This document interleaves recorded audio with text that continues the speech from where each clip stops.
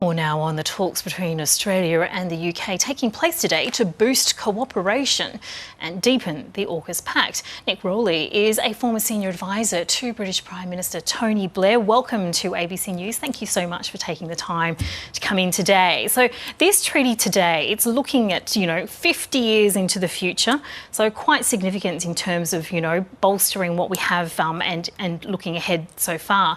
But is this really about keeping the US aligned in AUKUS, or is this about the UK and Australia preparing for if, things change course, if you like, with AUKUS and the United States as a member of that trilateral agreement? They may change course. The future, of course, is a very uncertain place. 50 years is a very, very long time, given the nature of the international system anyway, the nature of the international system now, with the great disruptor in chief being the current incumbent in the White House. It seems an even longer time. I think today's agreement is significant. I think the closeness of the relationship between the UK and Australia, of course, is extraordinarily important. But the great what if is, what if the US changes its view in relation to this really important strategic defence pact? If that happens, nobody's going to be able to say, well, it fell over because of Australia and because of the UK. It will have fallen over because of the other party to the agreement. So in terms of how we're seeing Australia and the United Kingdom position themselves currently, with that still, remaining to be seen as to how the US and its review will play out, what do you anticipate will be a potential response, I suppose, from the United States to the way that the UK and Australia are currently talking and seeing the future?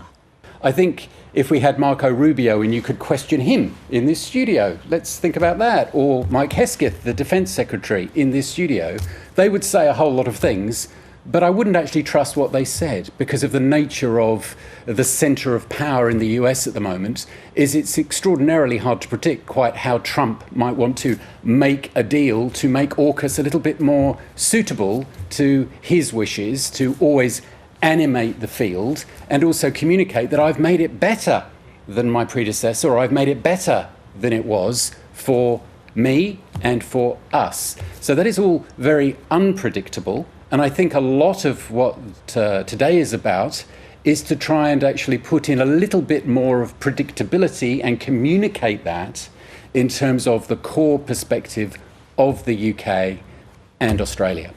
And we see this as another step in terms of a very, very strong relationship, of course, over many, many years between the United Kingdom and Australia. How significant is this treaty today compared to steps that we've already taken in the past? Well, I think it's got an enormous symbolism, and it's backed up not only with the theatre of people meeting and words and signing things, but also we have a really large piece of kit which is up to the north of Australia, which is a really walking great, UK walking great. That's not a very good way of describing it, but let's just use the word big aircraft carrier just off Darwin. And that also, it's not gunboat diplomacy in the old school of describing international affairs, but it does show, not only have we got some politicians and David Lammy and others flying in to sign things and to do some communication, we've also got a lot of kit to back that up in a symbolic way, but also a really important way, I think.